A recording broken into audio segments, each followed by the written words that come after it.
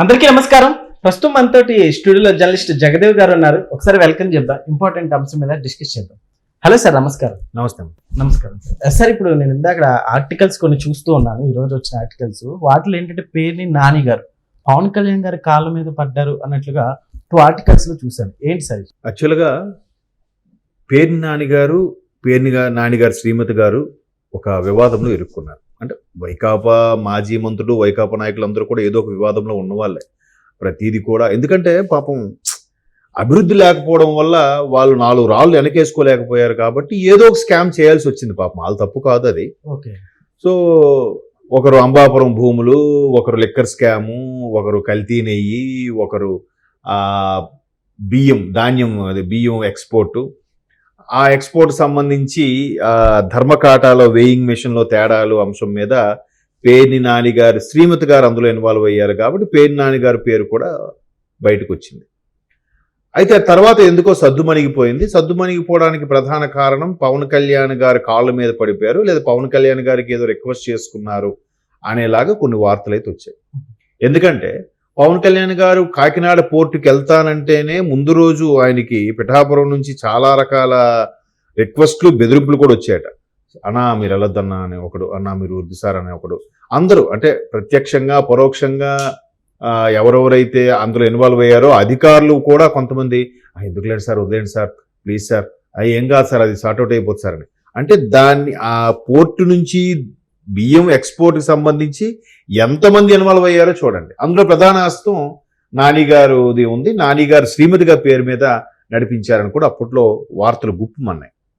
So అది ఎందుకో మరలా సద్దుమణిగిపోయిందో లేదంటే కేసు ఇంకా నడుస్తుందో తెలియదు కానీ మొత్తం మీద పేర్ని నానికి పవన్ కళ్యాణ్ గారు ఎక్స్క్యూజ్ చేశారా, లేదా పేర్ని నాని సర్లే మనం కక్ష సాధింపు కోసం కక్ష కాదు, తప్పు చేస్తే కక్ష ఏంటి, తిరిగి రివర్స్ లో కక్ష సాధింపు, రెడ్ బుక్ రాజ్యాంగం అని అంటున్నారు. కానీ సో ఇదే పేర్ని నాని పవన్ కళ్యాణ్ గారిని దారుణంగా రే సన్నాసి, రే వెధవా, ఏవో 2 చెప్పులు చూపించి, చెప్పులతో కూడా ఫస్ట్ ఆయన పర్సనల్ గా విమర్శిస్తే కదా పవన్ కళ్యాణ్ గారు చెప్పు చూపించారు.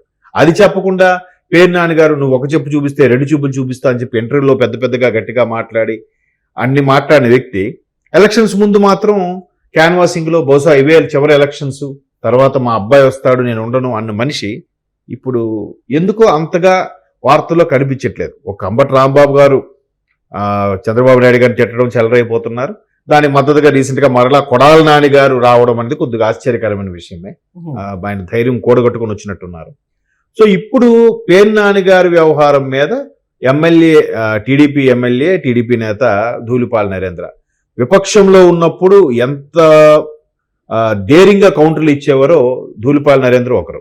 సో ఆయన ప్రెస్ మీట్ లో అదే చెప్పారు. ఇదే పేర్ని నాని ఆ బియ్యం వ్యవహారంలో కాలు మీద పడ్డాడు, అందుకే ఉప ముఖ్యమంత్రి పవన్ కళ్యాణ్ గారు ఎక్స్క్యూజ్ చేశారు సార్. అంటే ఇట్లా రూమర్స్ కూడా వస్తున్నాయి. అంటే పేర్ని నాని గారు నెక్స్ట్ అంటే జనసేనలోకి ఏమైనా ఎంటర్ అవ్వబోతున్నారా? అంటే యువగలం పాదయాత్రలో లోకేష్ గారు పాదయాత్ర చేస్తున్నప్పుడు చాలా మంది ఈ సోకాల్డ్ నాయకులు పేర్ని గారు కానీ లేదంటే వంశీ గారి తాలూకు కానీ ఇంకా కొంతమంది ప్రముఖులు ఉన్నారు.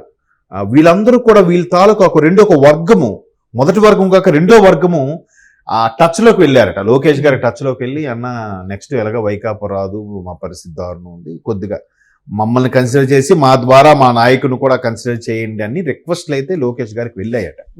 పేర్లు బయటికి చెప్పలేదు కానీ సో ఆయన ముందు గవర్నమెంట్ రానివ్వండి చూద్దాం అన్నట్టుగా చెప్పారు. ఎందుకంటే ఆయన ఎన్ని బెదిరింపులు వచ్చినా, ఆయన్ని అరెస్టులు చేద్దామన్నా, ఎక్కడికక్కడ ఆపేసినా కూడా లోకేష్ గారు ఎక్కడా భయపడలేదు. పైపెచ్చు ఎక్కడైతే ఆపేశారో చంద్రబాబు నాయుడు గారు అరెస్ట్ అయినప్పుడు మళ్ళీ అక్కడి నుంచే యువగలం పాదయాత్ర స్టార్ట్ చేశారు. ఎంతో మంది సెంటర్ చేశారు, అటాక్ చేసే ప్రయత్నం చేశారు, ఆయనకి రకరకాల పిచ్చి ప్రశ్నలు అడిగారు. బట్ ఈయన తిరిగి భయపడకుండా బాబు ఆ ఛానల్ వాళ్ళు వచ్చారా, ఉన్నా కదా, ఓకే స్టార్ట్ చేయొచ్చా అన్నారు.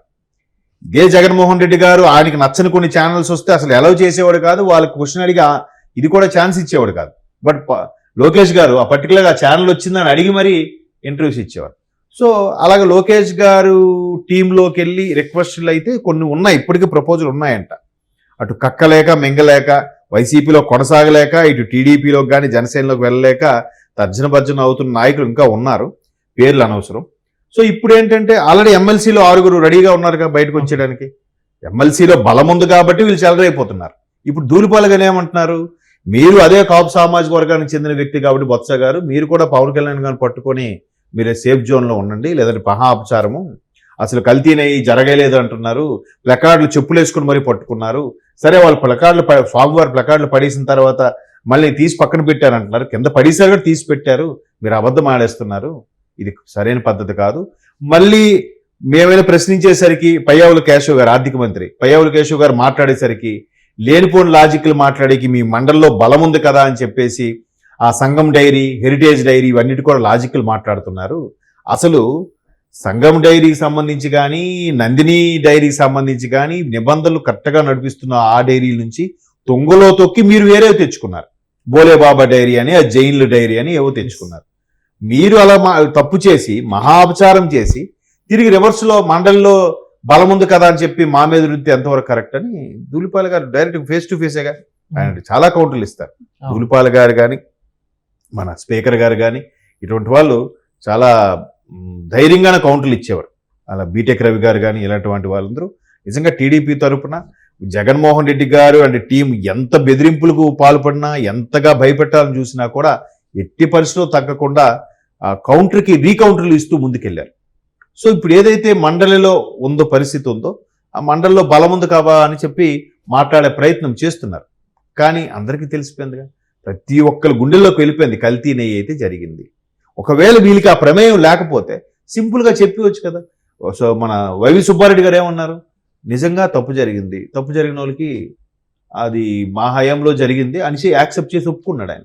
నిజంగా వీళ్ళ ప్రమేయం లేకపోతే కింద స్థాయి ఎవడో కక్కుర్తి పడ్డాడు, వాడిని ఏదో ఒకటి చేయండి, మేము పూర్తి మద్దతు ఇస్తాం, తప్పు చేసిన వదలొద్దు అని చెప్పి రాజకీయ పరంగా ఏదో ఒక స్టేట్మెంట్ ఇవ్వచ్చుగా. అలాగే ఇవ్వట్లేదుగా. అసలు కల్తీయే జరగలేదు, ఇదంతా మచ్చిపూసి మారేడుగా చేస్తున్నారు, మేము చాలా దేవుడి మీద తిరిగి నిందలేస్తున్నారు, ఇది చాలా అపచారం అని రివర్స్లో గేరు. దానికి రోజా గారు ఏమన్నారు, ఏంటి వెంకటేశ్వర స్వామి మీద నిందలేశారు, ఆ స్వామి లీలలు ఎలా చూపిస్తాడో తెలియక ఎట్నుంచి ఆ లీలలు వస్తాయి తెలియక భయపడుతున్నారు అన్నట్టుగా కూడా ఈవిడ ఒక స్టేట్మెంట్ ఇచ్చారు. సో ఈ స్టేట్మెంట్లు ఇస్తే వాళ్ళకి కూడా మనసులో ఉంటుందిగా, బయటకు అనేసారు కానీ వాళ్ళకి కూడా అమ్మో స్వామితో పెట్టుకుంటున్నాం, కల్తీ నెయ్యి చేసి మహా అపచారం చేసాం. కల్తీ నెయ్యి అనే అంశాన్ని పూనుకోవడానికి కారణం ఏంటి? విశ్వాసం లేదు దేవుడి పట్ల. మా దేవుడు కాదులే, అలాగైనా అయ్యుండొచ్చు, లేదా ఆ దేవుడి పట్ల విశ్వాసం లేకపోయి ఉండొచ్చు. ఎందుకంటే గతంలో జగన్మోహన్ రెడ్డి గారు చాలా సందర్భాల్లో తిరుమలకు వచ్చినప్పుడు డిక్లరేషన్లో సంతకం పెట్టలేదంట. ఎందుకు పెట్టలేదు? నేనే రాజు, నేనే మంత్రి, నేనే సుప్రీం కమాండర్, లేదా నేనే చక్రవర్తిని ఫీల్ అయ్యాడు కాబట్టి ఆయన డిక్లరేషన్ పెట్టలే. అంతకుముందు 2014-19 మధ్యలో కూడా చంద్రబాబు నాయుడు గారు ముఖ్యమంత్రిగా ఉన్నప్పుడు ఈయన 2-3 సందర్భాల్లో స్వామిని చూడడానికి వెళ్ళినప్పుడు కూడా డిక్లరేషన్ రాయలే. పైపెచ్చు టీటీడీ అధికారులు పరిగెట్టుకుంటూ బుక్ దగ్గరికి వెళ్ళి తీసుకెళ్ళినా కూడా ఏం సంతకం పెట్టకపోతే మాకు దర్శన భాగ్యం కలిగించరా అని రివర్స్లో గేరేసి రాజకీయం చేసే ప్రయత్నం చేశారు. సరేలే అని వదిలేశారు. అంటే ఆయన క్రిస్టియన్ అని అందరికీ తెలుసు, ఈ స్వామి దర్శనకు వచ్చారు, ఇప్పుడు నేను ఈ స్వామిని విశ్వసిస్తున్నాను, అదే కదా డిక్లరేషన్. సో ఆ డిక్లరేషన్ రాయడానికి కూడా ఇబ్బంది పడ్డారు. దాన్ని ఇప్పుడు కప్పిపుచ్చుకునే ప్రయత్నం, రివర్స్ గేరు, మండల చైర్మన్ ముందుకెళ్ళిపోయి కాగితాలు చింపి ఎగరేయడము, ప్లకార్డులు పట్టుకుని ప్రదర్శించడం, అసలు కల్తీ అనేది జరగలేదు, మీ హయాంలోనే జరిగింది, మాట్లాడితే హెరిటేజ్, ఆ టాపిక్లు తీసుకొస్తున్నారు. మీరు తప్పు చేశారంటే చేయలేదని చెప్పండి.